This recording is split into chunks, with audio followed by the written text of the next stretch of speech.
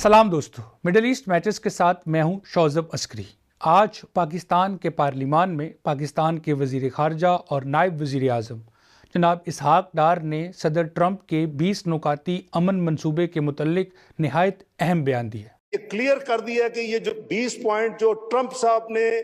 जो पब्लिक की हैं ये हमारे नहीं हैं। उनका ये कहना था कि ये वो अमन मंसूबा नहीं है जिसे मुस्लिम ममालिक के रहनुमाओं और वज़राए ख़ारजा के साथ डिस्कस किया गया था। उनका ये कहना था कि पाकिस्तान के सामने दो मामलात थे, एक ये कि फ़लस्तीनी आज़ाद रियासत कायम हो और दूसरा आजकल जो गज़ा में नस्ल कुशी जारी है उसे रोका जाए।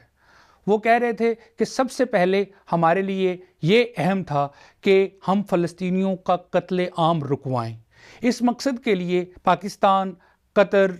मुत्तहिदा अरब अमारात, सऊदी अरब, तुर्किया, मिस्र और उर्दन के अलावा इंडोनेशिया के वज़राए ख़ारजा ने अक़वाम मुत्तहिदा की जनरल असम्बली के इजलास के दौरान मिल बैठकर ये तय किया कि हमें सदर ट्रंप से मिलना चाहिए और उनसे ये कहना चाहिए कि अगर आप मसला फ़लस्तीन के लिए कुछ कर सकते हैं तो सबसे पहले ये जंग रुकवाएं। सहाफ़ियों की गैर मौजूदगी में और प्रेस को बताए बगैर इन 8 अहम मुस्लिम ममालिक के वज़राए ख़ारजा का एक इजलास हुआ जिसमें अमरीकी वफ़द भी शरीक था। इस इजलास के दौरान इन मुसलमान ममालिक के रहनुमाओं ने एक मंसूबा तैयार करके अमरीकी सदर ट्रंप को पेश किया। सदर ट्रंप की काबीना ने या उनके मुशीरान ने उस मंसूबे को कबूल किया और मुस्लिम ममालिक के रहनुमाओं को बताया गया कि सदर ट्रंप गज़ा में जंग बंदी के लिए आपके मुजव्वज़ा मंसूबे से मुत्तफ़िक है। हकीकत हाल ये है कि इसके बाद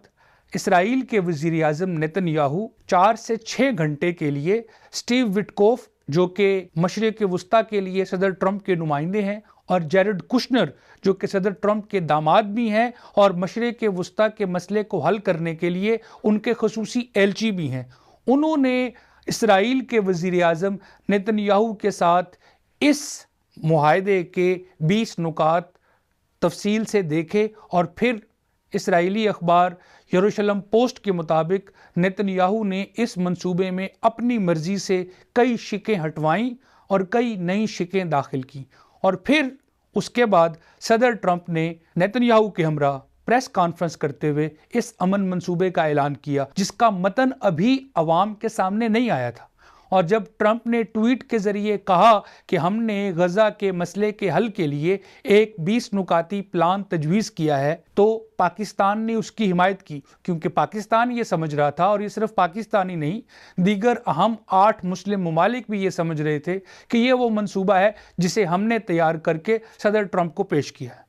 शाम तक जब इस मंसूबे के नुकात सामने आए तो पाकिस्तान ने उस रोज़ ही ये कह दिया था कि ये वो मंसूबा नहीं है जिसे हमने मुस्लिम ममालिक के साथ मिलकर तैयार किया। और आज पार्लिमान में इसी मामले को निहायत तफसील से नायब वज़ीर आज़म और वज़ीर ख़ारजा इसहाक डार ने बयान किया है। उनका जो बयान बहुत अहम है वो ये कि उन्होंने कहा हमारी हुकूमत की फ़लस्तीन के मामले पर पॉलिसी वही है जो कायद आज़म मोहम्मद अली जिन्ना ने दी थी। दिलचस्प बात यह है कि अगर पाकिस्तान की मसला फ़लस्तीन पर वही पॉलिसी है जो कायद आज़म मोहम्मद अली जिन्ना की थी तो इसका मतलब यह है कि पाकिस्तान तारीख़ी फ़लस्तीन में किसी इसराइली रियासत के क़याम के किसी मंसूबे को नहीं मानता। यानी पाकिस्तान ये मानता है कि तारीख़ी फ़लस्तीन दरअसल फ़लस्तीनियों का है। तारीख़ से वाकफ़ियत रखने वाले दोस्त इस बात से वाकिफ़ होंगे कि जब मसला फ़लस्तीन को अक़वाम मुत्तहिदा में डिस्कस किया जा रहा था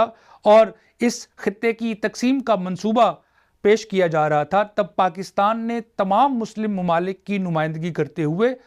ये बयान दिया था कि हम सरज़मीन फ़लस्तीन की किसी तकसीम के कायल नहीं। और आज भी यूनाइटेड नेशन जनरल असम्बली की वेबसाइट पर पाकिस्तान के उस वक्त के वज़ीर ख़ारजा चौधरी ज़फ़रुल्लाह ख़ान की तकरीर मौजूद है। 16 सफ़े की तकरीर में ज़फ़रुल्लाह ख़ान ने इस मामले को निहायत तफसील से बयान किया और उन्होंने ये साबित किया कि अगर फ़लस्तीन को 2 मुल्कों में तकसीम किया गया और एक खित्ता عربوں کے لیے یعنی فلسطینیوں کے لیے اور ایک خطہ یورپ سے آئے ہوئے یہودیوں کے لیے مختص کیا گیا تو آپ مشرق وسطیٰ میں تنازع کی ایک ایسی جڑ رکھ دیں گے جو آئندہ کئی صدیوں تک مسلسل چلے گی۔ ظاہر ہے اس وقت کی جنگ عظیم دوم کی فاتحین نے اس مسئلے کو اس طرح نہیں دیکھا جس طرح پاکستان نے تجویز کیا، یا اس مسئلے پر عربوں کی اپوزیشن کو کنسیڈر نہیں کیا اور فلسطین کو تقسیم کیا۔ اس تقسیم کے بعد ہی پہلی عرب اسرائیل جنگ ہوئی تھی، جس جنگ کے نتیجے میں لاکھوں فلسطینی بے گھر ہوئے تھے۔ پھر اسی مسئلے کے وجہ سے 1967 میں 6 روزہ دوسری عرب اسرائیل جنگ ہوئی تھی، جس میں اسرائیل نے سن 67 کے دوران بہت سارے عرب ممالک سے بہت ساری زمین چھینی اور مغربی کنارے اور غزہ کو اپنے قبضے میں کر لیا۔ اور پھر یہ جنگ سن 73 میں ایک بار پھر ہوئی، اور پھر اس کے بعد 80 کی دہائی میں اسرائیل نے لبنان میں گھس کر قبضہ کیا اور وہاں صابرہ اور شتیلہ کے کیمپوں میں اسی طرح کی نسل کشی کی جس طرح کی نسل کشی آج ہم اپنی ٹیلی ویژن سکرین پر دیکھ رہے ہیں۔ تو پاکستان اگر مسئلہ فلسطین کے حل کے لیے اسی تاریخی موقف پر کھڑا ہے جو موقف قائد اعظم محمد علی جناح کا تھا، میرا خیال ہے کہ پاکستان اور ایران دنیا کے 2 ہی مسلم ملک ہیں جو تاریخی فلسطین میں کسی اسرائیلی ریاست کو نہیں مانتے، اور اگر مسلم معاشروں کو دیکھا جائے تو یہی مسلم معاشروں کے عوام کا وہ خیال ہے جو وہ فلسطین کے لیے دیکھتے ہیں، یعنی مسلم معاشروں کے عوام فلسطین کے تاریخی خطے میں کسی اسرائیلی ریاست کے قیام کے قائل نہیں ہیں۔